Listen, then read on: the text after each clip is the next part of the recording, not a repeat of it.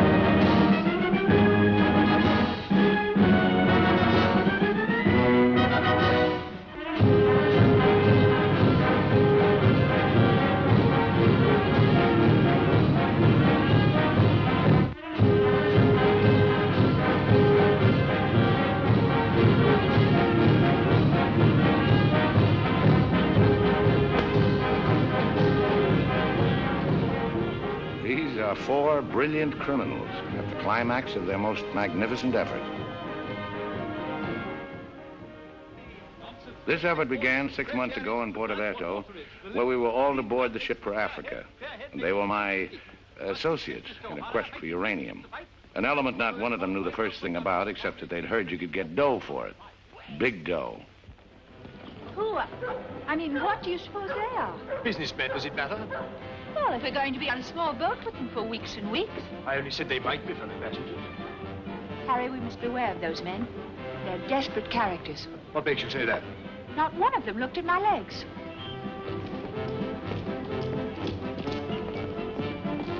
Good morning, Mrs. Dannreuther. Good morning, Billy boy. Care to join us in a stroll? Turn up the liver, sweat out the toxins, help nature to help you? Wouldn't dream of it. Really, Billy, you mustn't be so offhanded with Mr. Peterson. If I were to treat him with more than common politeness, he'd misunderstand and try to push me around. Mr. Peterson is a bully. Billy, huh? Did you see this? That man in London has been killed. What man? Paul Van Meer, high-ranking official in the Colonial Office, was stabbed to death early this morning by an unknown assailant outside a club in Soho. This is the third crime of violence to occur in that vicinity within the past month. What is it, Billy?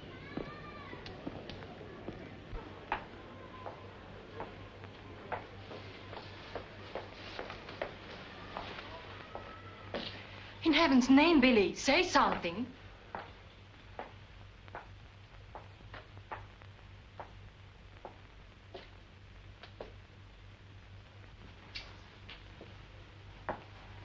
Understand, of course, that Peterson arranged this. It seems there's been a lot of violence around there lately. I don't pretend to be a fool. But look, Billy, this happened early Tuesday morning. We'd all left London well before that. What about Jack Ross? What about the galloping major? But I thought he only stayed behind to get that phone call from Mombasa. If it came through, he'll be here this morning.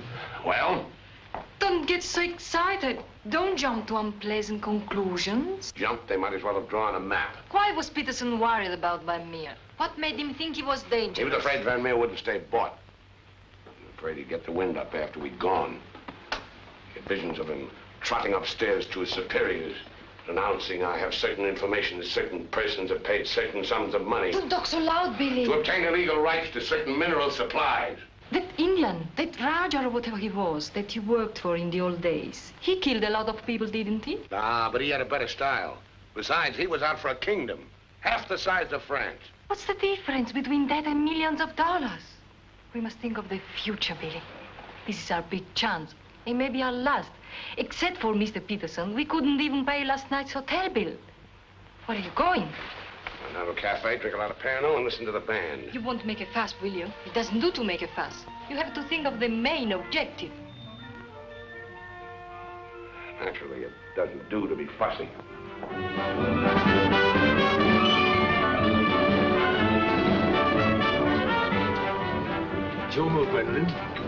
glasses.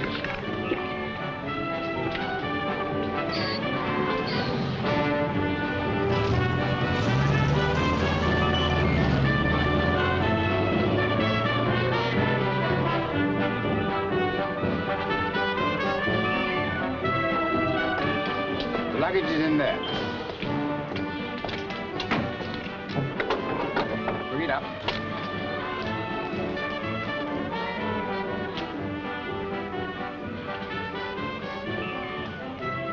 Harry, look, the desperados. Shh. Not quite in our contract, Billy. Hard liquor before noon. I'm celebrating. Celebrating what? The safe arrival of the Major. He came galloping in a minute ago, looking tired but satisfied. I take it his mission was accomplished? Yes, well, it's getting on for lunchtime, gentlemen. I'll see you later, Billy. Your move, Gwendolen. Gwendolen, it's your move. Oh. Check. Last. Are you sailing on the Niagara? Africa bound. So are we. Oh, my name is Chelm. This is my wife. How do you do? My name's Dannreuthers. How do you do? Are your friends sailing too? The whole kit and caboodle. You're a very mysterious group, I must say. Really, Gwendolen? How so mysterious? Well, for one thing, you all appear to be of different nationalities. It's your move, Gwendolen. Check. I have a theory about you and your friends. Correction. My associates. As a matter of fact, I think you're doctors. Evil ones, I mean. You're going to the heart of the jungle where human life is cheap to perform ghastly experiments which require the sacrifice of thousands on the altar of science. You must excuse my wife. She has a very lively imagination. Check me. I don't know how you expect me to play a decent game when you keep talking all the time. Harry's been all out of sorts today. Usually he's a wonderful loser. Good morning, Mr. Dannreuthers. I bring you the captain's compliments, along with the sad news that the sailing of the SS Niagara has been postponed. Now, look here. This boat is definitely, most definitely scheduled to sail at 2400 hours. Scheduled, Mr. Chelm, but not, I fear, destined to do so. The fellow gone, or is the captain drunk? Oh, of course the captain is drunk. But the real trouble is with the oil pump. Well, it's not good enough. Simply not good enough. Quite right, sir. But you're putting it too mildly. The present oil pump is no good at all. Well, how much delay does this mean? Oh, to locate, bargain for, purchase, and install a new one will require, I should say, more than a day, less than a fortnight. Utter, hopeless inefficiency. Probably it isn't the oil pump at all. Just making it an excuse to hang about and pick up extra cargo. Guns or opium? I wouldn't be surprised if she turns out to be a smuggler. What a miserable place to be stuck in. Squalid, fifth-rate port. Ever been in Portobello before? No, I don't know this part of the world at all. Oh, I thought not. Otherwise, you wouldn't be so upset about staying. Magnificent country. Ruins to visit by moonlight, fine stretch of beach. Back there in the hills, one of the few spots left in the world where you can get decent food and drink. It's called the Blue Pavilion. I insist you give me the pleasure of having dinner with us tonight. Well, that's awfully kind of you, but... Us? You and your associates? My wife and me. The committee? Oh, Mr. Chelm, I want you to meet a friend of mine. This is the Galloping Major. The committee wants you to toddle round. Okay. Right away. I'll be along. Better toddle. I said I'd be along. They don't like to be kept waiting. I'll lay on a car. We'll meet in front of the hotel at 6. Out of it there, Chief? Dannreuthers. An American, I suppose. Anyway, I quite like him. Time. 24 hours in the day, 1,440 minutes for somebody else to get busy on the same idea as ours. We ought to have got a plane and flown out, as I said from the start. You remember I said it, O'Hara? My name is not O'Hara. It is O'Hara. You hear? Mr. O'Hara. Yes, Mr. O'Hara. But you remember I said it? I said we ought to take a plane. Time. What is time? Swiss manufactured, French ordered, Italian squandered, Americans say it is money, Hindus say it does not exist. You know what I say? I say time is a crook. If we took a plane, we'd be there inside 15 hours, instead of who knows where. I don't want any more talk about flying. The sky is for the birds. My feet on the ground, both of them. Come in, Billy boy. What's all the fuss about? No fuss, Billy. We're merely wondering what course to pursue in view of this unfortunate delay. Join the peasants in their revels, go to church, write your memoirs. Very funny. I like an associate of mine to have a sense of humor. Good laugh does more for the stomach muscles than 5 minutes setting up exercises. And now that we've had our moment of fun, and all the better for it, let's get back to the question. Doesn't this delay call for a cable to your friend in British East? Mustn't send cables. Can't you get it through your heads that the population down there has trained noses? They can smell a uranium deal like a cat smells fish. But aren't you afraid, Billy, that when our little party doesn't show up on the date you said, aren't you a teeny bit afraid that your friend might use that as an excuse to begin negotiations elsewhere? If my friend were looking for an excuse, he'd find a better one in the morning papers. What do you mean? I'm talking about the untimely demise of Paul Van Meer. I'm appalled, Billy. What an unwholesome opinion you must have of your colleagues to imagine that we... Look here, Peterson, you don't have to convince me of anything. You don't care what I think as long as I don't do anything about it. And I won't, unless you ever decide to sick that knife-happy little junkie on me. Watch yourself, laddie. Now, Jack, behave yourself. Sit down. For shame, Billy. I think you owe an apology to everybody in this room. And if you're half the gentleman I know you are, I'm sure you'll make it. As I was saying, Peterson, you've nothing to worry about. My friend won't pull out unless I tell him to. For purely venal reasons, that's the last thing I have in mind. Jack, give Billy a light.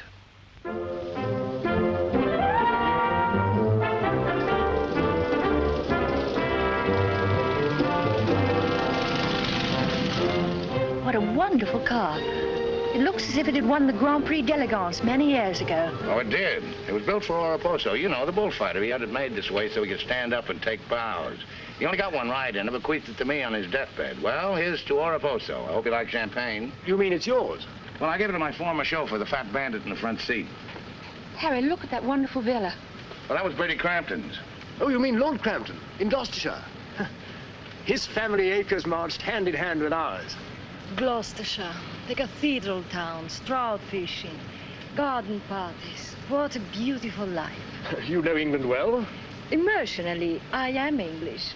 I serve tea every afternoon with crumpets, and I've always kept up my subscription to Country Life and to Tedla. Trouble with England, it's all pomp and no circumstance. You're very wise to get out of it. Escape while you can. Well, I'd hardly describe myself as escaping. Simply so happened that a relative of mine, first cousin actually, who died recently, happened to be the owner of a coffee plantation. Africa's the place now. You talk about the diamond boys, the gold boys. They just skimmed a little off the top. The potential mineral wealth of Africa's hardly been scratched. Now, there is a villa. Big. Well, that's the Villa Capriccio, famed in song and story, a 3-star attraction in Baedeker. Well, whose is it? Well, the bank's on it now. It used to be mine. Yours? Yes, I brought old Charles over from Fouquet's. You know, the old Fouquet's, to run it for me. Then when I decided to pull up stakes, I bought him this restaurant we're going to. Least I could do to show my appreciation. Well, here we are. Charles! Charles! Wait here a minute when I rout old Charles out. He doesn't even know we're in this neck of the woods. Charles! Charles! He must think we're extraordinarily naive. Knew all those people. Owned that vast villa. Bought this place because he liked the fellow's cooking. What utter balderdash. Oh, perhaps he did. I beg leave to doubt it. Did you notice his wife? She seemed to be rather a sensitive little woman. Really embarrassed by all that rot. I am sorry, signore. As you see, we are closed. We do not open for another 2 months. Charles, what the devil's going on here? This place is falling to rack and ruin. Place is closed. We'll have to dine in the hotel after all. Monsieur Dan. Monsieur Dan. Madame, why did you not let me know you were coming? You did not say you were with Monsieur Dan. Nothing is close to Monsieur Dan. It's good to see you again, Charles. It's been too long, Monsieur Dan. Not since the night you left the villa. Remember your farewell party. I've tried ever since to forget it. Remember how in the morning we escorted you to the train with violins playing and everybody cried like when a king you love very much leaves this country. Aren't you dressed yet? Do I appear to be dressed? Do dress, do hurry. It's the most wonderful day. And Billy wants us to drive out and see his villa. His former villa. Obviously, I can't go. I've got a chill on my liver. What a miserable place to be ill. And you forgot to pack my hot water bottle. You packed it. Gwendolen, I distinctly remember. Hello. Oh, hello. No, I'm afraid we can't. Harry has this wretched chill. Give me the telephone. Chelm here. Yes. Quite. Absolutely. A hot water bottle. That's very, very good of you, old boy. Look here, Dannreuther, would you mind very much if my wife went alone? She enjoys this sightseeing sort of stuff, you know. Splendid. Splendid. I'll send her along.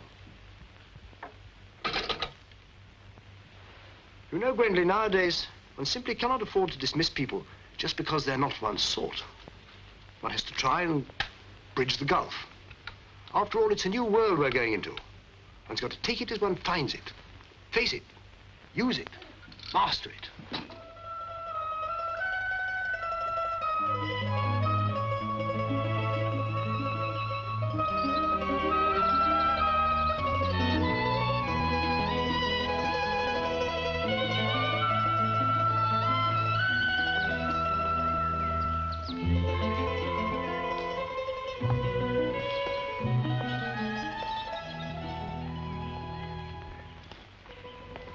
You know, I've seen Americans on the street, and in the cinema, of course, but I've never talked to one before. Are you typical American? I think it's important that I should know. Why important? There are two good reasons for falling in love. One is that the object of your affections is unlike anyone else. A rare spirit, such as Lord Byron. The other is that he's like everybody else, only superior. Harry, for instance, is the very best of a type. Well, if you must know, I'm a typical rare spirit. How long did you live here? Oh, the longest I've ever lived anywhere is 2 years. Well, when you were a child. Didn't you ever have a mother and a father? And a house and a street and a town? No, I was an orphan until I was 20, and then a rich and beautiful lady adopted me. You know, I've changed my mind about your being an evil doctor. You're off to keep a rendezvous someplace in Africa sacred to the tribesmen. You're going to found a new empire and make yourself master of the riches of the world. But you need a beautiful blonde queen to impress the natives as the incarnation of the Queen of Sheba. That's why you're making a pass at me. Am I? Of course. I don't generally go sightseeing with strange men. You don't believe that, do you? Well, I believe anything you say. Do you? Well, you shouldn't, you know. You really shouldn't. Mr. Chelm? Yes? It's I, Mrs. Dannreuther, Maria. Oh, come in. Tea for two and two for tea? Now, that's most awfully kind. You shouldn't have troubled, really. Billy told me you had a chill. Bit of one on the liver. 2 tarsum. Milk, of course. Of course. I feel I should like somehow to do him a good turn of some kind. You do? Well, naturally. Oh, I see. Naturally. I think it would be nice if you were able to do something for him. Help him along. Give him the benefit of your advice. Delighted, of course. For instance. Oh, something with business. He was very pleased with that tip you gave him on the way home last night about the gold shares. I've forgotten what I told him. What was it? I don't remember either. I was listening to your voice. I wasn't listening to what you said. You see, if you were helping him, it would be so much easier for us to be together a lot out there in Africa. Was he any head for business? Why, he's simply brilliant. I wouldn't have thought it. But of course he is. You don't suppose I'd marry a ninny, do you? If you imagine that Harry's simply going to Africa to plant coffee, you're very much mistaken. In point of fact, coffee is the least of Harry's interests. In point of fact, the land he is acquiring is extremely rich in certain minerals. Minerals which are indispensable to the production of atomic energy. Harry's land simply teems with uranium. Wouldn't surprise me to see him become the uranium king. So you see, my husband isn't such a ninny as you may have imagined. It might very well be worth your while to go in with him. The potential mineral wealth of Africa has hardly been scratched. Well, I was telling you last night. But of course, it's a well-known fact.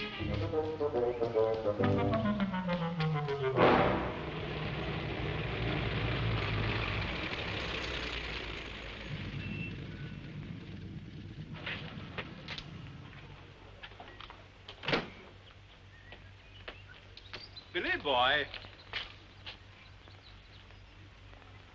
Had a happy day? Very. I'm so glad.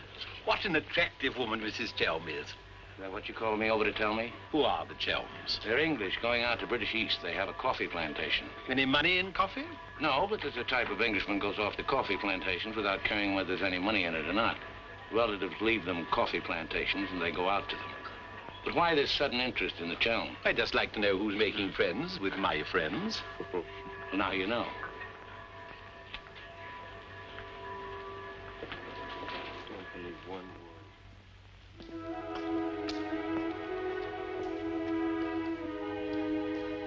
You know, if I ever leave you, it'll be for someone of the type of Harry Chelm. Well, bully for you. I suppose that type of Englishman is like a story I once heard. An English gardener in England was showing some Americans one of those wonderful English lawns. And of course, they wanted to know how to make a lawn like that. And this English gardener said... He said all you have to do is get some good grass and roll it every day for 600 years. I heard that story before you were born.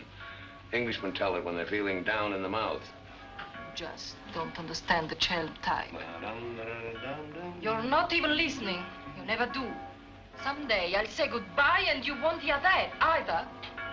One day I shall really meet my type and run off with him. And you'll be simply amazed. That's possible. George Moore said, I learned it by heart years ago. He said that each great passion is the fruit of many fruitless years. George Moore was a very distinguished English writer, you know. Except that he was Irish. Cheer up, sugar. If I make $1 million on this deal, I'll buy you an old English lawn, one we can roll up and take with us.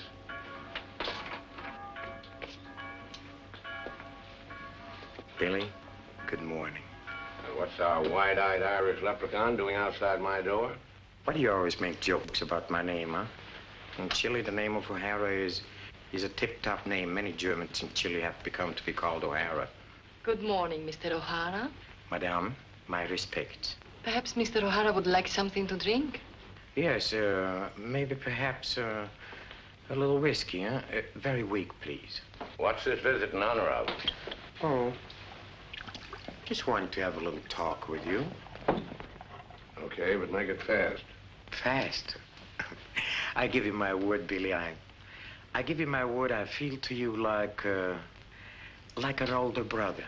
Oh, it's not so much the difference of age. It's probably, yes, the reason is because I come from a culture which is so much older than yours in my country. A child 6 years old is older in his heart than you'll be at 60. It smokes, it drinks, it philosophizes. At this rate, I'll be 60 before you get to the point. The point is that Peterson, Ravello, myself, we are the principals in this case. We are in with the money. We cannot switch around and turn, but an agent, it's easy to imagine that he could conceivably doesn't feel himself quite as irrevocably committed as Peterson or... We're fellow passengers, I believe. Not quite yet, would you say? Too sadly true. By any chance, you don't happen to have seen your Mr. Dannreuther about? I don't think Billy's up yet. About 11. He's rather a late riser. But he said it... Well, anyway. I shouldn't put too much stock on what Billy says, particularly when he's had a few drinks. It's not that he means to break his word, he just forgets that he's given it. Charm and dependability so seldom go in one package. There are exceptions, of course. Your husband, I imagine, from his manner and behavior, is one. Oh, yes, very. Well, quite, Helen. I'm so looking forward to meeting your husband and having a chat about Africa. By all means. I understand he's in coffee? You make it sound like a total immersion. Part of Africa we're going to is due for some pretty important changes. In my opinion, things will be booming out there before you can say Jack Robinson. I do hope there won't be too many changes. It's completely unspoiled, I hear, with some of the loveliest scenery in the world. I can't imagine anything more lovely in the way of scenery than to have a few acres of gold and diamonds cropping up on a piece of land I bought for a song. Heaven forbid. Next thing there'd be big, ugly holes everywhere and great, horrid machines instead of lovely scenery. Anyway, I don't think my husband worries much about money and business, that sort of thing. Really? I mean, to appreciate my husband's point of view, one has to understand his background. Those lawns. Hundreds of years in the making. Those immemorial elms. Those walls hung with family portraits. Generations of them. Those great echoing galleries where so much of English history's been made. Taxes must be terrific on a place like that. What would people like the Chelms care about taxes with their kind of money? I mean, when a family's been a power in the city of London for so long, one of the great financial families. Power in the city? You mean? Oh, yes, of course, one of those Chelms. I'm surprised you know about them at all. Very few people do. They prefer to work behind the scenes. I find it rather hard to believe that a man in your husband's position would go to Africa just for the coffee planting. You're very quick, aren't you? In point of fact, he isn't. In point of fact, he has a very special reason. So I suspected. It has to do with sin. Sin? Since the war, my husband has been almost exclusively concerned with spiritual values. He feels that if he can get away there, in the heart of Africa, he will come face to face with essentials. He wants to work out the problem of sin. Sin? Why, yes, of course. Isn't that what we're all most concerned with? Sin? Gwendolen, what are you doing here? I thought we were supposed to meet on the beach. Harry, I want you to meet Mr... My name is Peterson. Been having the most delightful talk to your wife. She tells me you're interested in spiritual values. I myself am vastly Harry, concerned. we'd really better be going. You'll excuse us, Mr. Peterson? What have you been telling that man? Why, nothing, Harry. He got onto the subject of religion, and I just happened to mention that we usually go to church on Sunday. Billy, I think it is high time you take stock of yourself. Can you truthfully say about yourself, I, Billy Dannreuther, have acted fairly and squarely to my associates, huh? But of course he can, Mr. O'Hara. Everybody knows Billy's the soul of honor. Shut up, sugar. Perhaps he is the soul of honor, and perhaps appearances are deceiving. You mind telling me what it is I'm supposed to have done? Nothing. It's your conduct. Your conduct doesn't... Your conduct does not inspire confidence, and confidence, Billy, is the most important necessity in an undertaking of our kind. One may be completely innocent, but if one's actions invite suspicion, one might as well be guilty. To be trustworthy is not more important than to seem to be trustworthy. Billy, have you done something you shouldn't have? Tell me, Billy. Tell me the truth. My conduct. Who do they think I am, their hired man? But you are, you know. You are the hired man. How good and kind of you to remind me. How good, how true, how kind.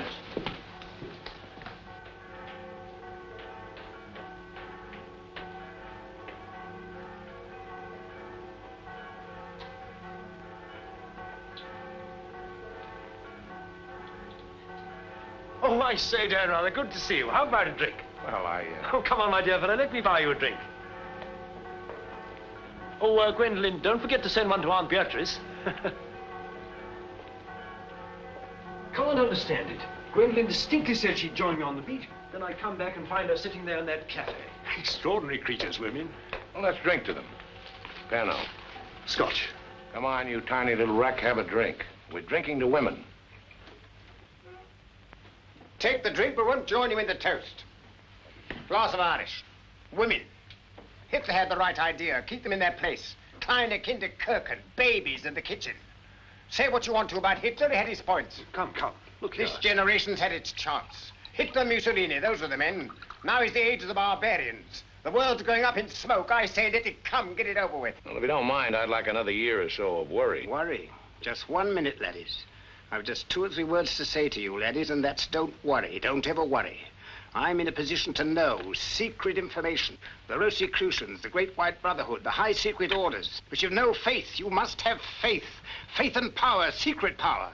Men who guard the trust from the deepest insides of the whatchamacallit. Mystic rulers, all one club, chained together by one purpose, one idea. Mankind's champions. Follow me, Billy? Oh, why, of course. This generation's had its chance. Hitler, Mussolini. I can't stand here and permit you... Are you interrupting me? Relax, Jack. Have another drink. I simply want to state that things don't happen to be what certain people imagine. An officer may find himself strapped for money, and he may undertake certain things which in other circumstances, no, absolutely no. Absolutely. I mean, absolutely no. In the old days, I should have simply told people of your ilk to buy their own drinks. Poor old Jack. I'll teach you. I'll teach you to insult an ex-officer of the Indian Army.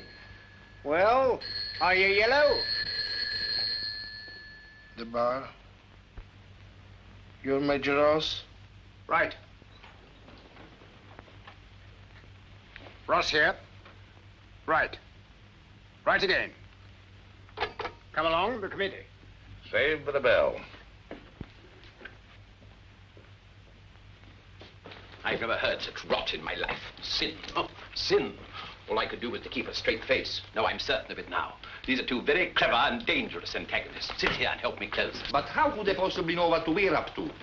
Great interests like the Chelms have ways and means. Yes, and I'm convinced they're out to get us even before we get started. We must get ahead of them. Time has entered the picture in a new way. Never forget the time factor, gentlemen. It always enters the picture in the end. I'm sending a cable to London. I want full information on those Chelm interests. British Africa, too. Check up on his interest there. Every time the plane lands, I'll try and reach you by telephone. Keep me informed of the latest development. Dannreuther, that lying, swinish, rum-swilling double-crosser. What pleasure it would give. No, you can't at the moment. We need him. Right now, we need that swine who's lying double. Did I hear my name? Rub-a-dub-dub. 3 men in a tub. Tub? Oh. Been a change of plan, Billy boy. You and I leaving for Africa. How's that? You and I are flying to Africa by the next plane.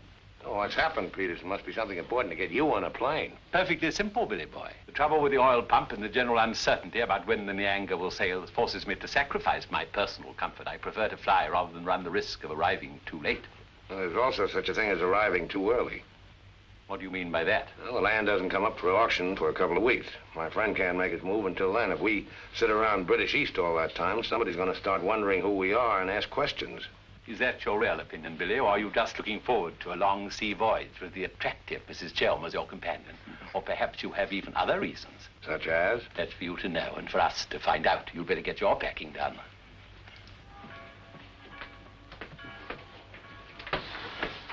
Billy? Where are you going? Off to Africa, flying. Just like that? Weren't you even going to kiss me goodbye?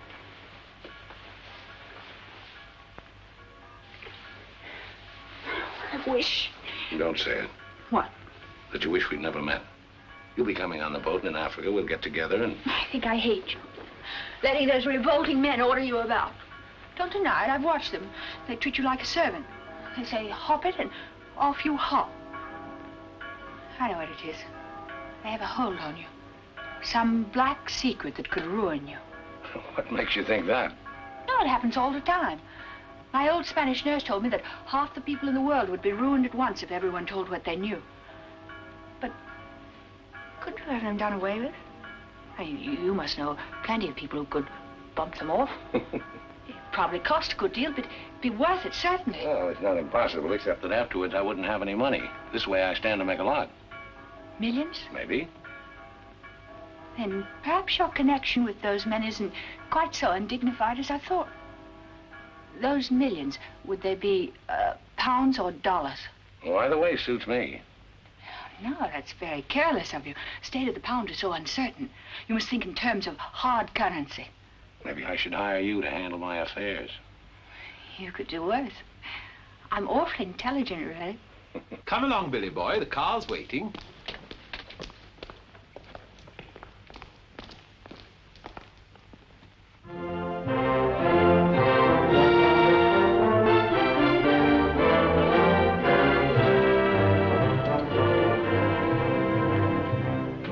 Get faster than this, we'll miss the plane. Press on! Press on!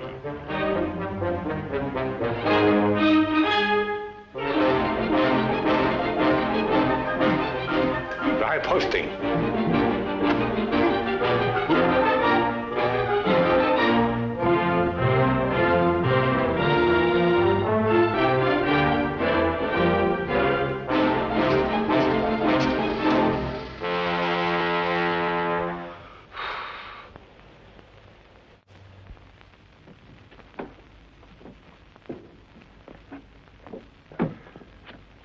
Bisogna spingere. Push, push. Come on. 1, 2, 3.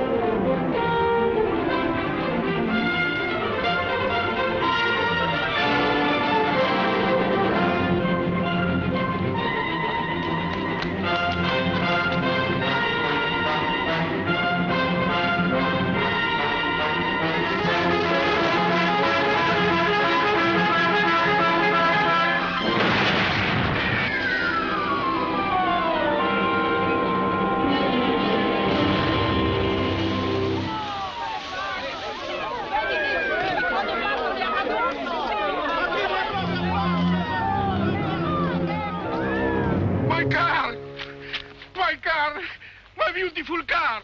You did that on purpose. What? You planned it that way. I know what you're up to. I know everything. I know about the uranium on the Chelm's land, the Chelm interest in the City of London. The what? You heard me, the Chelm interest. I take it your information comes from a reliable source. It does, from Mrs. Chelm herself, in fact. Ah, magnificent. Simply magnificent. You must pay me back for the loss of my beautiful car. If you weren't a benighted jackass, if you could see as far as you could spit, you'd know there's no such thing as a Chelm interest. You'll have to do better than that, Mr. Dannreuther. Very much better than that. Don't believe me. Check with London. If you find out he's anything more than a down-at-heel Gloucestershire squire, you can have my services for nothing. You mean Mrs. Chelm is an unqualified liar? Well, let's say she uses her imagination rather than her memory. You will make restitution. We know, Mr. Dan, either the money or a new car. Why, you fat bandit, I gave you the car in the first place. How I came by it is beside the point. The fact you gave it to me doesn't make it any the less mine. Shut up. That's right. Threaten me. It is not enough that you destroy my beautiful car. Now you... my beautiful car! Stop! Hey,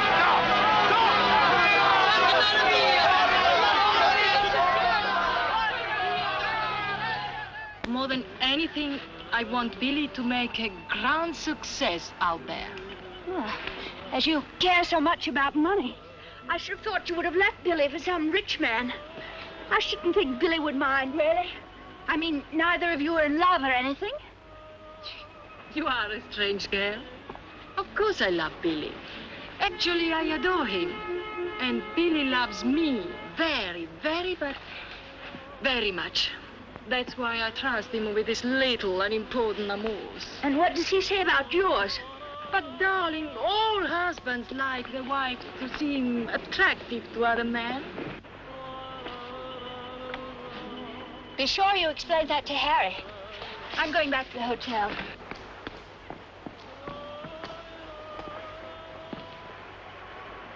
Mrs. Dannreuther, Maria, I'm afraid, I have some shocking news for you. The boat is not going at all? There's been a terrible accident. Your husband's car drove over a cliff. The people on the bus saw it fall into the sea. It seems almost certain that... What is it? What are you trying to say? He's saying that Billy is dead. It's become necessary to redistribute the stock in our company. Stock? What good is the stock now? We can't deal with Dannreuthers' friends. Not without Dannreuther. All the effort, the money, everything went over the cliff with that car. Ravello, you forget the English are very sentimental people. I tell you, there is nothing that Billy's friend will not do for his widow, and in black, she's a very touching figure. Poor Maria, you really have had a wretched time of it. You are very understanding. If only there was something I could do. Just now, if you could bring me an aspirin. I have a headache. Don't move. Just you wait there. I'll be back in a moment. Mussolini, Hitler, and now Peterson. A great man, a great loss. I'm going upstairs and reading my Bible. Why all the clothes? Maria has a headache. What's the matter with you?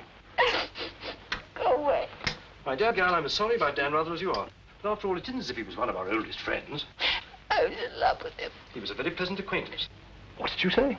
I was in love with him. Really, darling, have you no control over your romantic fantasies? I loved it. Can't you hear me? I love you, I love you.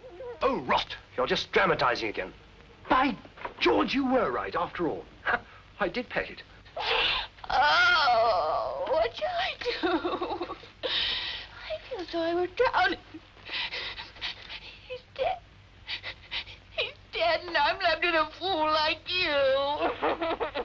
I tell you what to do.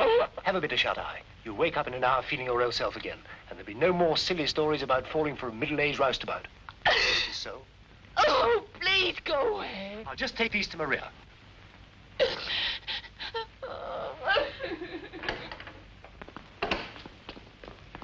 Mr. Chelm, this is very important, for you as well as for myself. Yes, well, get on with it. There is now an opportunity for you to secure enormous profits with virtually no risk. I want a bit about the bush. How are papers going to... For you as Billy's widow, it will be very easy to persuade his friend in British East, and for capital, we have Chelm. Quite evidently, you've been misinformed as to my interests.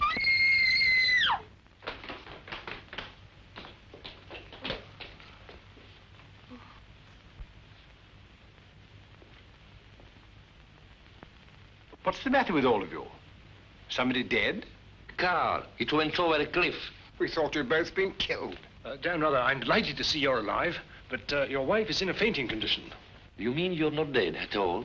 Obviously, I'm not dead. I knew you weren't dead. I knew it. I counted 13 backwards 13 times.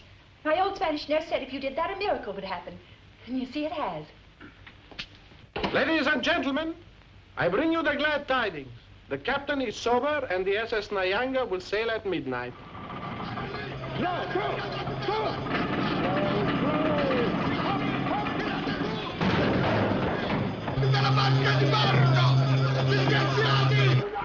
I can't see it anywhere.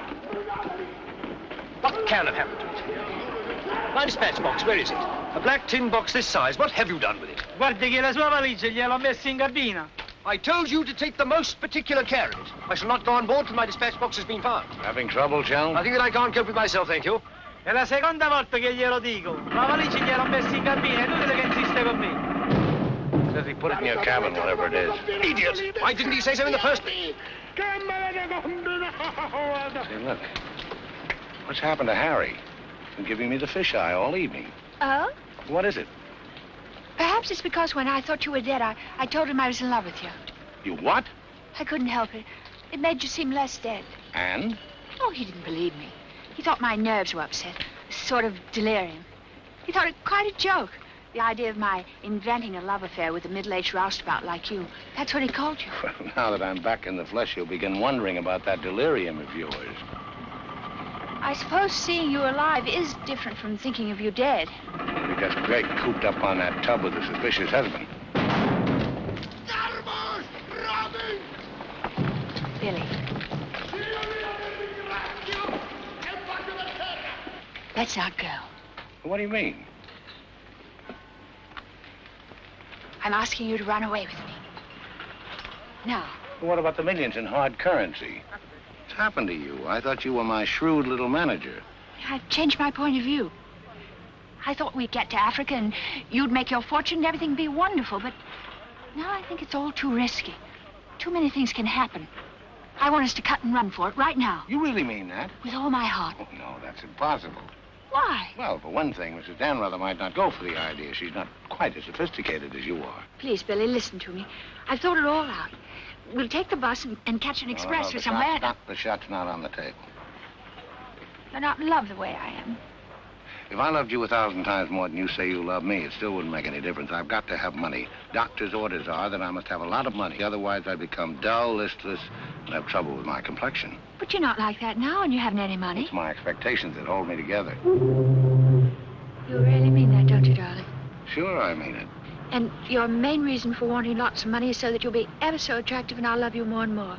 That's right, baby. I'll help you, Billy. I can, too. I'm something of a witch. My old Spanish nurse said I could have been a professional. Don't look now, but they're raising the gangway.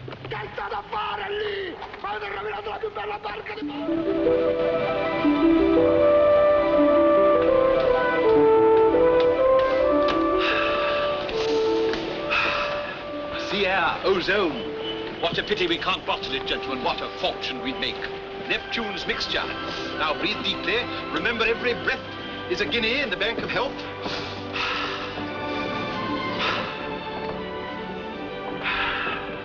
Good morning, Chelm. Why, that's good. Very good indeed. I didn't know you were an artist, Mrs. Dannreuther. I'd hardly call myself that. I only dabble. The nose is not enough long. The ears are too small. Only has one eye. Now, come along, gentlemen. We must not dawdle. Blow and down, bully, blow and down. Blow, blow, blow and down. Blow and down, baby, blow and down. Good morning, Mrs. Chelm. Let's hope she breaks her neck. Blow and down, bully, blow and down. Blow and down, bully, blow and down. Blow, blow, blow and down. Blow and down, bully, blow and down. Give me some time to blow and down. Mr. Peterson? Mr. Peterson? Radiogram.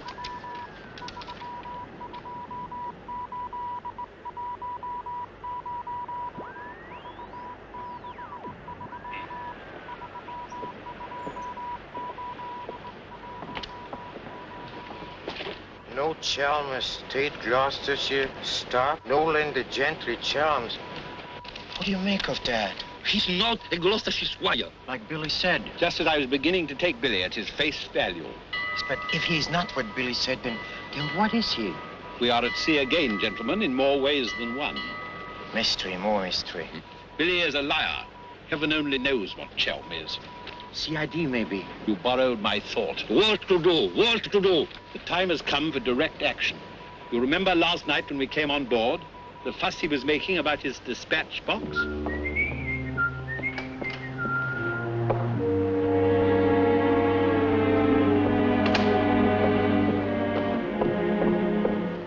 I love colors. Working with them is an endless puzzle. Your face, for instance. 10 minutes ago, it was all brown and pink. Now the light is changed and is chalky white. What? Tinged with green. Green? It must be getting rough. Just a little. Don't break the pose. I don't feel very well. I think I'll go below and take a pill.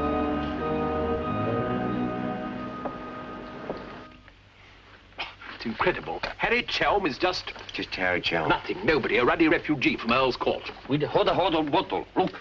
And the letter of introduction to the secretary of the governor. The secretary, mind you. Disgusting. Purser! My box! Feet up and down, isn't it, sir? It's gone. Oh, yes, indeed. Major Ross took it. I saw him sneak it out of your cabin. I like to keep my eye on what goes on aboard the ship. Where did he take it? I believe Mr. Peterson's cabin. In fact, I'm sure.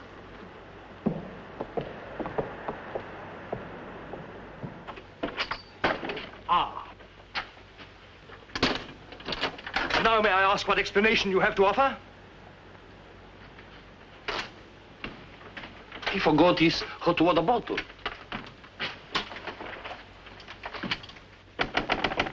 Billy? Come in.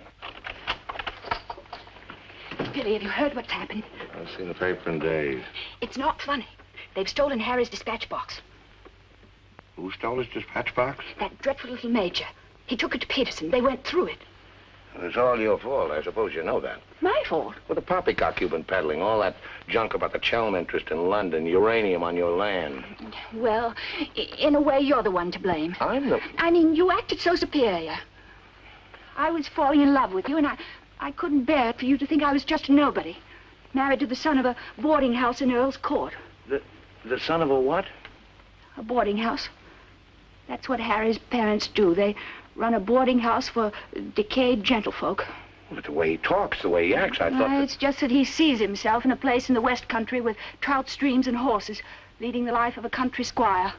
It's not his fault if people take it for granted that he has a place like that. He's never once said that he had. Well, country gent, son of a boarding house or whatever he is, I suppose I'd better get his box back. Oh, he got it back himself. Well, then there's no harm done. Except that Harry's gone to the captain. He's going to have them put in irons. He is what? He says that's what they did in the Royal Marines. Look here, Skipper, there's a perfectly simple explanation for all this. I happen to own a dispatch box which is very similar to Mr. Chelm's. When I didn't find it in my cabin, I asked Major Ross to see if it had been stowed away somewhere else by mistake. The Major found what he thought was my box in the saloon with some other luggage. The box has been in my cabin ever since we sailed. Under the berth. As soon as I saw the box, of course, I realized at once that it wasn't mine. I simply opened it to find out to whom it belonged so that I could return it to its rightful owner. I can't conceive why this gentleman should imagine I should be interested in a box containing patent medicines. I'm not a hypochondriac. Purser, tell the captain exactly what you told me about the box. Why, sir, you asked me whether I'd seen it, and I said it might be the one I'd seen being carried along the passage by Major Ross. You distinctly told me that you'd seen it being taken from my cabin. Oh, you must have misunderstood. You were rather ill at the time, if you remember, sir. That's all, Purser. He's been bribed. He's in league with these criminals. Just a case of a misunderstanding. That's how I look at it. Now, what about a little cognac? To wash away any ill feeling. I don't care for a drink. And let me assure you that this matter is far from settled. While rifling through my personal effects, I feel certain that you must have noticed I had a letter of introduction to the Secretary of the Governor. I suspect he'll be much more interested in what I have to say than this gin-soaked so-called ship's captain. You mind your tongue! Anyone else? The other one I put in hands. As far as I'm concerned, this is a close incident. Look, Chelm, you've got your box back. Why don't you forget the whole thing? What possible interest do you expect the colonial office to take in? On the contrary, I expect them to show considerable interest in a gang of crooks who are trying to swindle the country out of vast uranium deposits.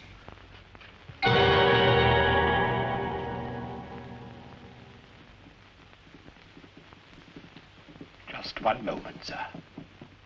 What leads you to believe? This gentleman obviously hasn't seen fit to inform you that during your supposed demise, he attempted to lure me into your nefarious venture. Unfortunately for you, he acquainted me with all the pertinent facts. Facts which I intend to communicate to the proper authority at the very earliest opportunity. I thought you were dead. That's what they told me. Everyone told me you were dead. And if you were dead, we head to a fresh capital. Didn't we?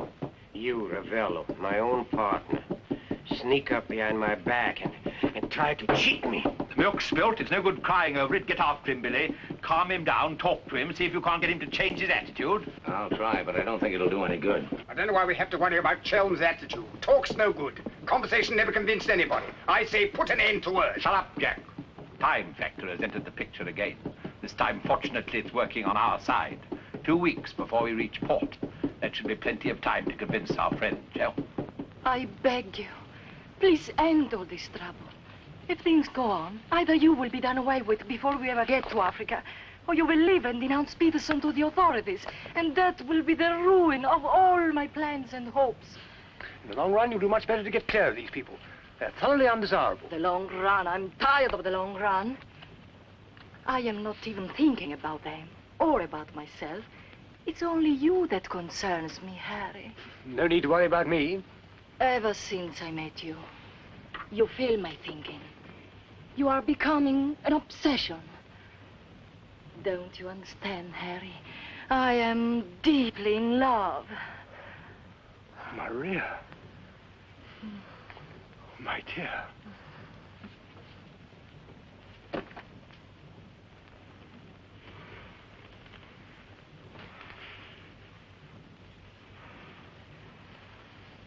Only you could make a woman feel like this.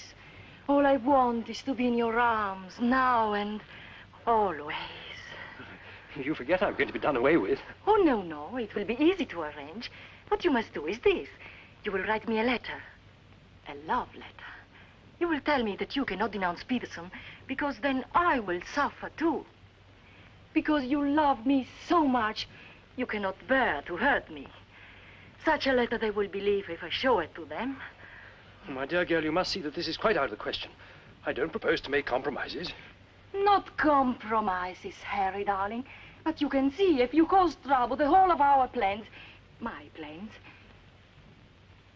you would not want to make the innocent suffer. It would be much better if you don't interfere, Maria. I must handle this as I see fit. Then you intend to go ahead with this business, tell stories and ruin everything? It'll be much better if you cut loose from these people. No happiness can come from such an association. Harry, I'm asking you not to do this. Please, write a letter. Then there will be no trouble for you, no trouble for us, no risk when we get to Africa. I'm sorry, my dear. We English are a very pig-headed lot. You think you can get away with this? But Maria, my dear good Maria, listen. First you made love to me. Now you tell me you will ruin me. You'll forgive me, but it was you who made... Oh, shut your trap. Go on, do what you like. You think you're such a brave man. I'll tell you what you are. You are a heel. What the blazes now? What's happening? What's going on here? The oil pump's on the blink. The electricity's failed. Utter folly. A ship lying in darkness this way, we might well be rammed at any minute. I'll tend to this myself. Which way is the engine room? The passengers are not... I'm sure your chief engineer will welcome the advice of an ex-officer of the Royal Marines.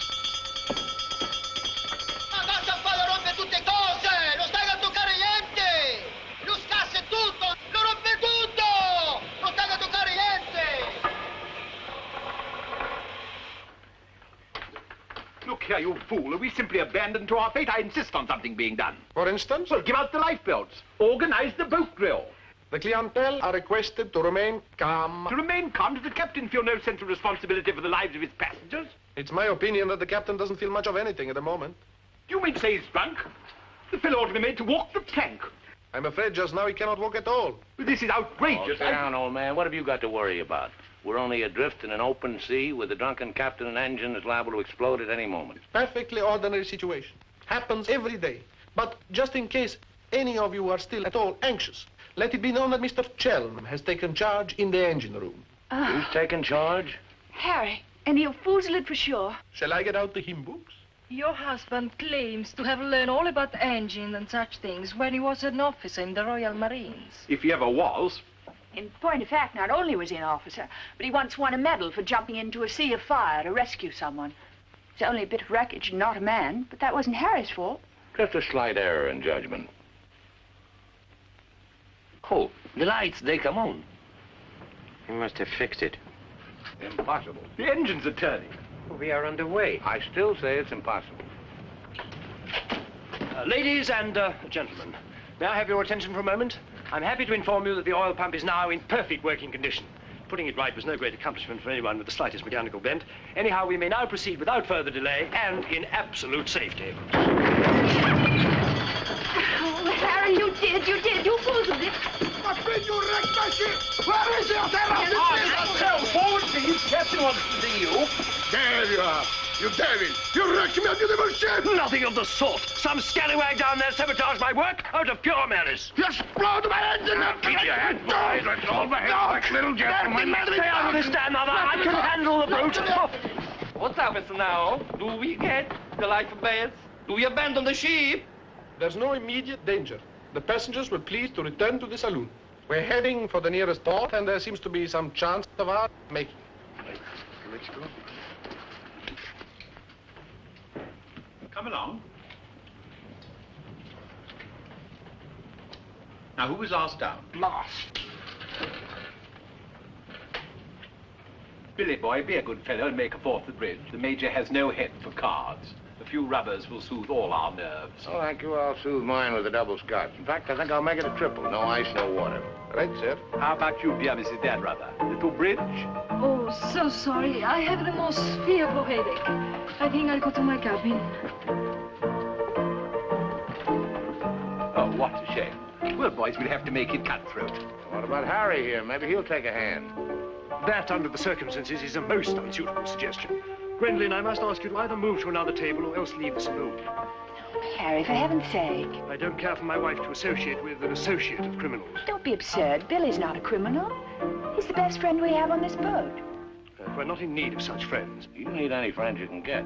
The only thing standing between you and a watery grave is your wits. That's not my idea of adequate protection. Purser, how much longer before this ship reaches port? If we ever do get to port, it should be within 14 or 15 hours. That's a long time. Sit down, make yourself comfortable, have a drink. Enjoy the Major's piano recital. Come on, Peterson, buy us a drink. I'm afraid I can't accept hospitality from persons who I intend in a few hours' time to denounce in place of justice. 2 spades? I admire your sang-froid, Mr. Peterson. Or perhaps you don't think I'm serious. We shall see. 3 clubs. Gwendolen, are you going to do as I say? Not when you speak to me in that tone. Not when you try to order me about. In that case... Where are you going? On deck, where the air is less polluted.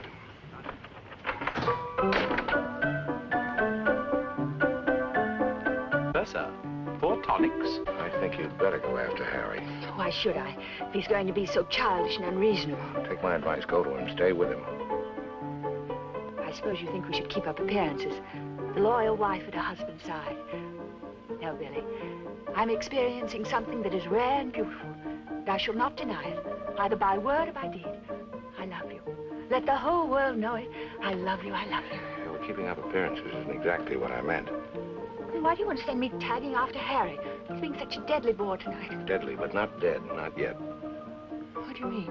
They killed one man just because they thought he might try to get in their way. Now, handsome Harry here is certain to blow the whole thing wide open. They killed a man? Really? Who? Just a man. Well, for all Harry's being too tiresome and my loving you to distraction, I still wouldn't want to see him done in. He has some perfectly darling traits, really. I mean, like always remembering one's birthday.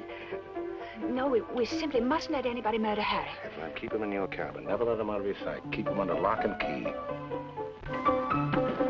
Oh, Billy, that awful music. It's so loud. It comes right into our cabin.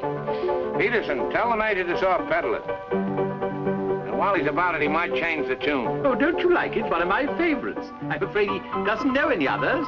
Do you, Jack? Oh.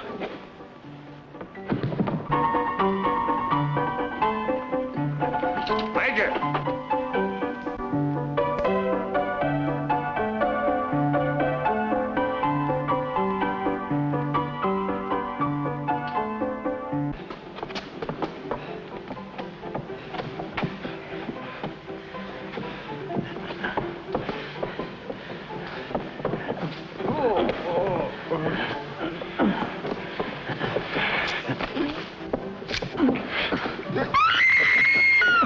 Do I hear a lady screaming?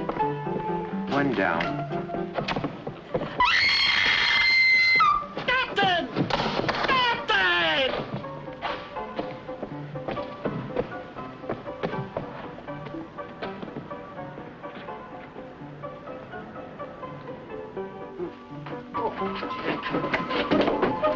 What happened? Oh, Billy, all that screaming. I thought someone had been killed. Well, someone nearly was. Indeed, they were. Look at the Major. Better get a new act, Peterson. The curtain's going down on this one. Every time I turn my back, someone makes trouble. The passengers break the engine, they beat each other with the feet, they throw each other overboard. That man attacked me. How you? You again! If I struck him, it was in self-defense. He came sneaking up behind me and tried to run me through with his sword. Is that true? Well... It's no use, Billy. My trying to protect Harry any further. I may as well tell the whole truth. Captain, it grieves me to confess this, but in point of fact, my husband has an illness of the mind. The medical word for it is paranoia. On occasion, he displays homicidal tendencies. The psychiatrists say it's because he believes people are plotting against him, and so he strikes back and tries to kill them. Gwendolen, for heaven's sake, woman, what's the meaning of this treachery? Believe it or not, Harry, I'm doing it for your own good. He knows. He saved my life. He'll tell the truth. I wouldn't contradict the lady. You wrecked my ship! You tried to kill the passengers! But I'm not a sane person on this ship. That's why you're against me. Let me go. I'll kill the lot of you. I warn you, Captain. When I tell you... Poor Harry. It's awfully sad. We've tried everything to cure him. Take your hooligans off. How dare you lay hands on me? You hooligans. I'll have you put in irons. You'll be the ones in irons. Good, good. We'll have no trouble from you. Scum! Mongrels! I'll bring you to book! Every one of you! Every man jack of you! After all, it was the only solution. Harry's safely locked in his cabin, where those beastly men can't do him any harm. On the other hand, he can't say or do anything now to interfere with your making that fortune in Africa. I mean, the authorities would hardly listen to the ravings of a lunatic, would they? Well, they won't even let him off the boat. Well, in that case, he'll just have to stay shut up for a few weeks. It's a bit hard on the old boy, don't you think? Yes, but after you've amassed all those African millions, we'll make it up to him. We'll buy him a country place in Gloucestershire with some rough shooting and a trout stream like he's always wanted. Maria will marry him, perhaps. She seems to have a very real feeling for English country life. And everybody lives happily ever after. Especially us, Billy. Prepare to abandon ship. What's going on? I believe, sir, that we're sinking. Board station, everybody. Lower your light weight. We're sinking. Harry! Harry, open the door! You must! The ship's sinking!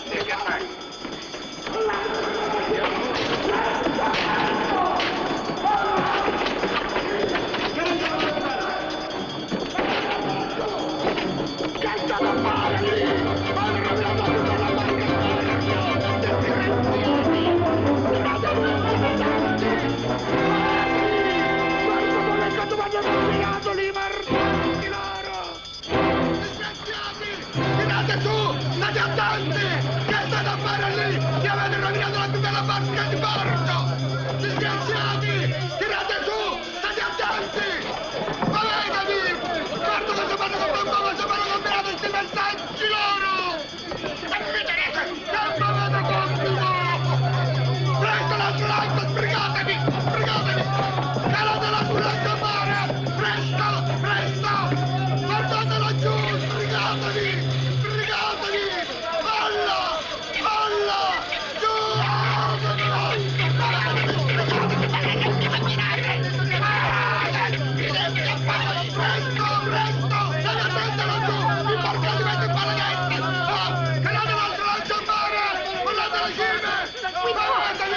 We can't leave without finding out what's happened to Harry.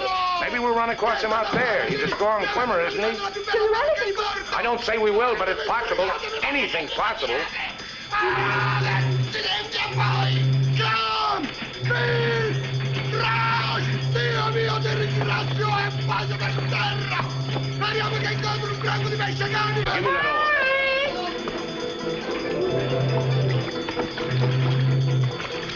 Harry!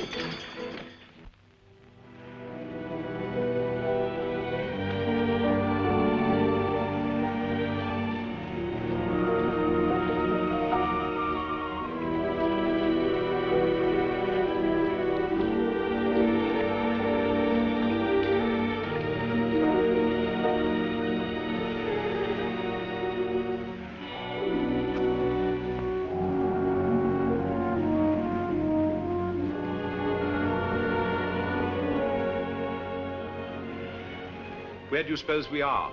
Africa. What part of Africa? Yes, that's important. What part? Not a bad place to land. No customs, no forms to fill out. Tell us at once where we are. It's important I know. You mean to say there are parts of the Dark Continent where you won't be received like the prodigal son? Alio. What's that? Alio.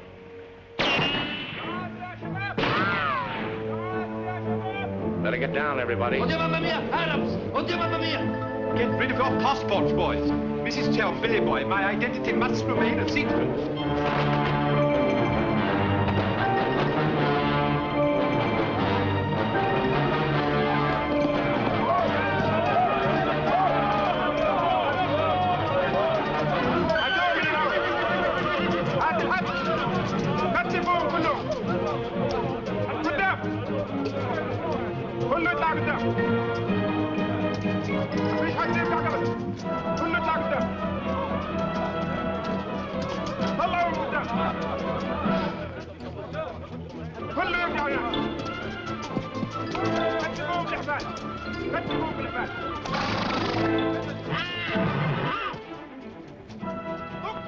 Alio, what's that? It was a company that sold arms to the Arab legions.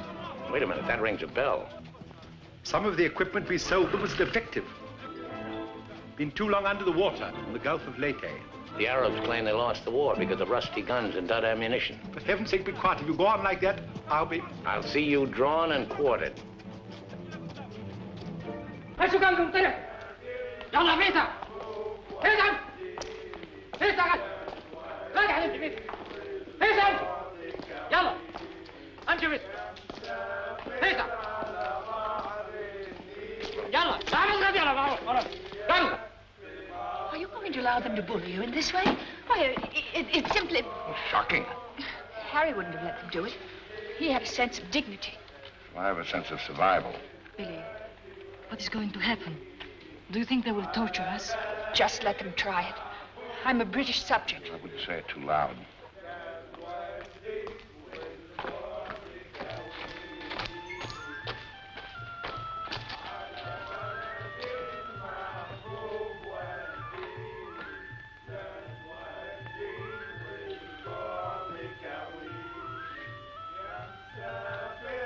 We shipwreck.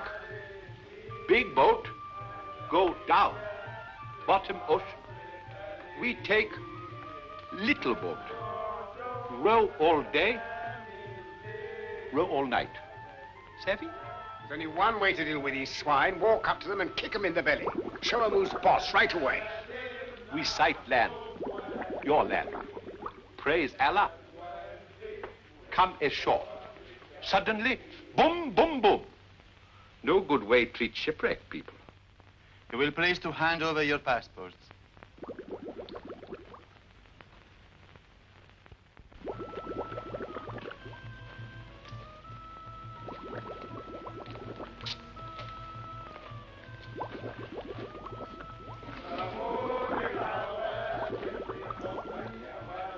There seem to be 4 missing.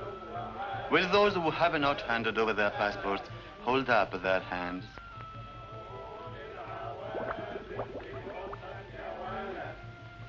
All left on board ship, Your Excellency. A terrifying experience. An incompetent crew, a burning ship, put overboard in a small boat at dead of night. What was the name of the vessel? The SS Nyanga. She's a Portuguese ship.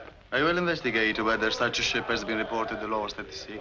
Well, does it stand to reason, Your Excellency, we should come to this shore in a small boat if we'd not been shipwrecked? Our country is in a state of unrest. Oh, I am sorry. Agents of certain foreign governments sometimes try to enter it by stealth, hoping to fan the flames of revolution. Therefore, we check carefully on the activities of strangers. But surely, Your Excellency, in our case, one look is sufficient to convince you of our innocence.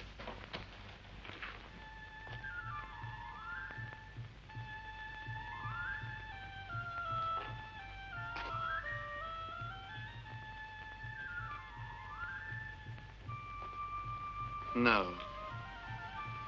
One look is not enough.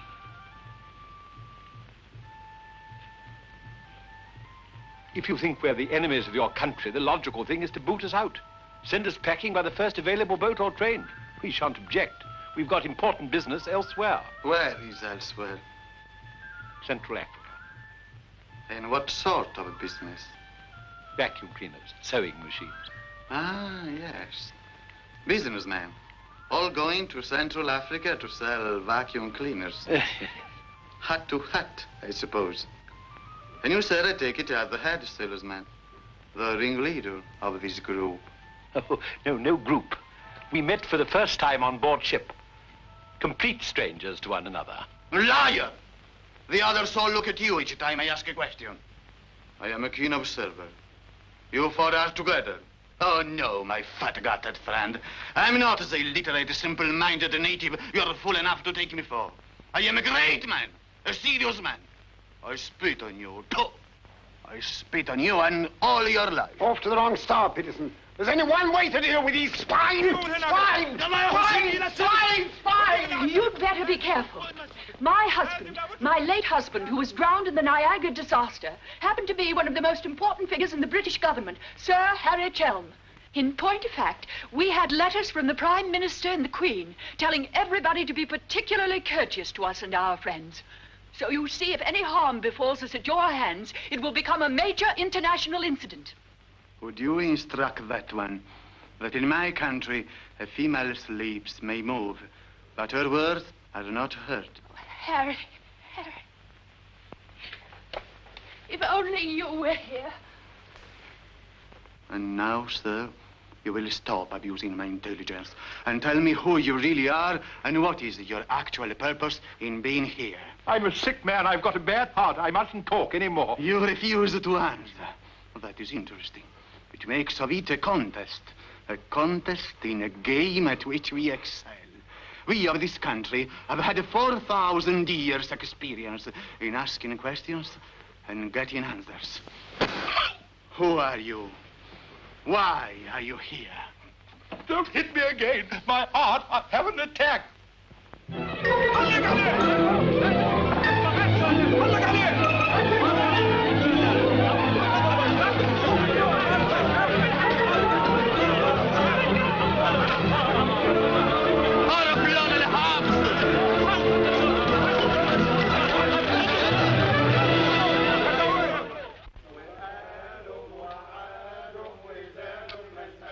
Billy's led a thoroughly decadent life, but I must say I thought he had more backbone than that. Backbone. Either you have it or you haven't. You see the beating I took at the hands of that great ugly brute without even flinching. Billy was crazed with fear before they even laid a finger on him. Tell me more about Rita Hayworth. You really know her very well? Do I know Rita? Do I know her? I'll give you a letter of introduction. She'll fall an immediate victim to your charms. You really think so? Oh, but certainly. A man like you, suave, intelligent, darkly handsome. You have everything, Ahmed, except money. And if you listen to me, a boat will be placed at our disposal, a very slow boat, so that Fat Gut's check will have plenty of time to clear. And you will trust me for your share? Does one man of the world ask another to trust his own brother? Oh, no, Ahmed. You'll give me a check for half. Your demands are very great under the circumstances. Well, why shouldn't they be? Fat Gut's my best friend. I will not betray him cheaply. You are certain that you are the friend of the peerless Rita? Come, Ahmed. Line back to business. Very well. 50-50. Oh, by the way, Fat Gut's nature is noble like ours. He might try to bargain. I do not bargain with a puffball like that. It's beneath my dignity. It'll be dawn soon. The correct hour for a firing squad. But if we have him shot, what about the money? Well, I was just thinking that if he had a volley at the psychological moment, he might not be so inclined to haggle. I believe you must have Arab blood. Westerners are not usually so subtle. يلا يا علي نمسك الراجل الثخين. يلا بينا يلا. Look, Halamai. Look, Halamai. Ah! Where are you taking me? I won't go. I demand to see a doctor. Would you say that in Paris, among smart people, the Rolls-Royce or the Cadillac is considered more chic? Well, that's no problem at all. A man in your position should have both. Ah.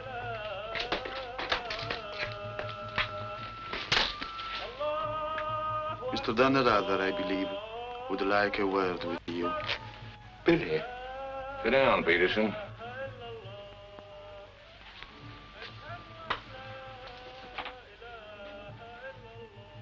I've been talking to Ahmed here, and he's made the vow.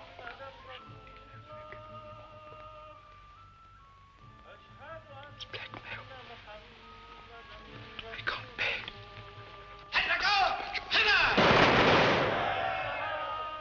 What was that? Firing squad. It's execution day. Will he take a check?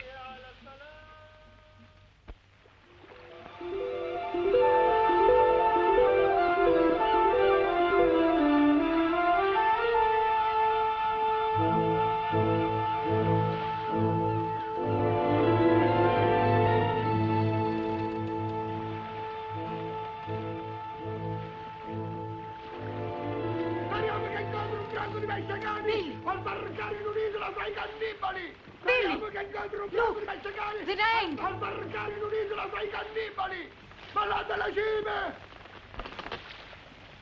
away! Stay away from my ship! If you try to come aboard, I will shoot you! I will shoot you! Get my gun! Get my gun! Give it to him. Maybe he'll shoot himself. My gun! My gun!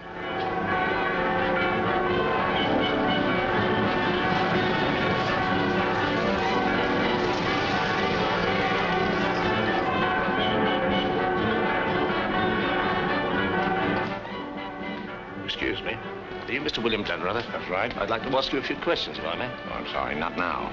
Forgive me, but it's rather important. Yes, it always is. I was a newspaper man myself once. Hey, well, you might quote me as saying that everybody was heroic except Mrs. Dannreuther, who ate all our boots. Very amusing, but I'm not a reporter. Oh? Jack, go to the phone, make reservations. The first plane to Nairobi, 6 seats. Yes, and if they don't have any, talk to the right man and tell him if he kicks other people off the plane, we'll make it worth his while. I always said we ought to take a plane. You remember I said that, Mr. Horror? I said we ought to take a plane. Mustn't dawdle, Billy boy. Great deal to do, not much time. Those were the other members of your party? Yes. I'd like to talk to them, too. Oh, what's it all about? I believe you were acquainted with a Mr. Van Meer, now deceased. Peterson, you and the boys better come back down. The gentleman here wants to speak to you, a Mr. Jack Clayton of Scotland Yard. You take your wine here or upstairs, Mr. Dunn? No, we'll have it here. Care to join us in a drink, Clayton? No, thanks. It's a bit early in the day for me. I read somewhere that a Scotland Yard man never accepts a drink from anyone he intends to arrest. Is that true, Mr. Clayton? Quite so. Mrs. Dannreuther? No, I'm Mrs. Chelm. This is Mrs. Dannreuther. Oh, how do you do? Well, I wouldn't dream of alarming you lovely ladies, so perhaps I'll have a glass of bubbly after all. Peterson, how do you do, sir? How do you do? Ravello. And, Mr. Horror. O'Hara, Julius O'Hara, delighted. No, I'm the one to be delighted. It had begun to look as though I'd never catch up with you people. That would have been a bit embarrassing. You see, this is the first time I've ever been abroad on an investigation. I've spent quite a lot of money. And my chief can be very sarcastic about the money one spends, particularly if you fail to deliver the goods. Mr. Clayton is presently interested in the Van Meer murder case. The Van Meer murder case? Oh, yes, yes. That fellow in the Colonial Office. Yes, I read about that in the paper. It was a shocking affair. According to Mr. Van Meer's appointment book, Mr. Peterson, you had lunch with him at the Savoy a few days before his death. That's quite correct. Mr. Van Meer was an expert on African matters. We wanted his advice about affairs in British East. Do you recall the subject under discussion? Vaguely. Crop yield, the native labor situation. Inches of rain. Vaccination, shots. How long do you know Mr. Van Meer? Oh, a couple of months. We met half a dozen times. Did he ever make mention of any enemies, business or otherwise? Did he say anything about romantic attachments? I mean, did he name any women? No. I should have been very surprised if he had done. Mr. Van Meer struck me as being every inch a gentleman. Oh, of course, of course. Well, that's all. Unless somebody has anything further to add. I have. I think you ought to know that the business of one of these businessmen is murder. I beg your pardon.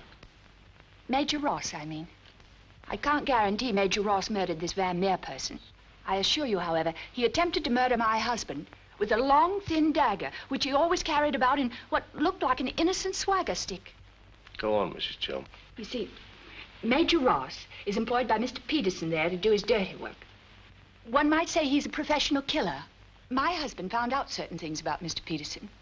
Things, in point of fact, that are a matter of empire, involving, as they do, a plot to exploit our kingdom's uranium resources. And that's why Mr. Peterson decided to have him done away with. Don't run away, Mr. Peterson. That's always tantamount to a confession of guilt. Tantamount is what I call it. More champagne, Clayton? No, thank you.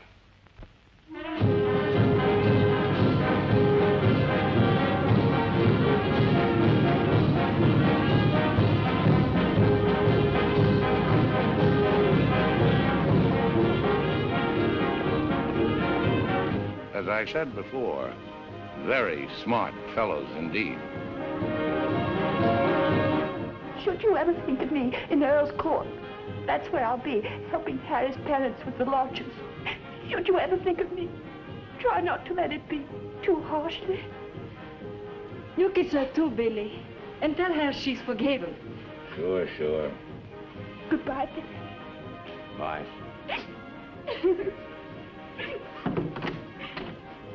For Mrs. Chelm, just came on the ship's wireless.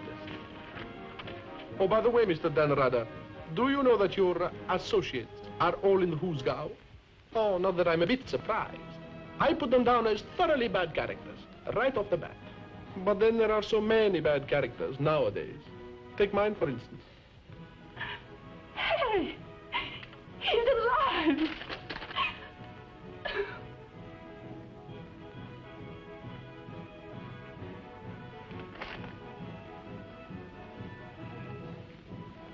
Oh.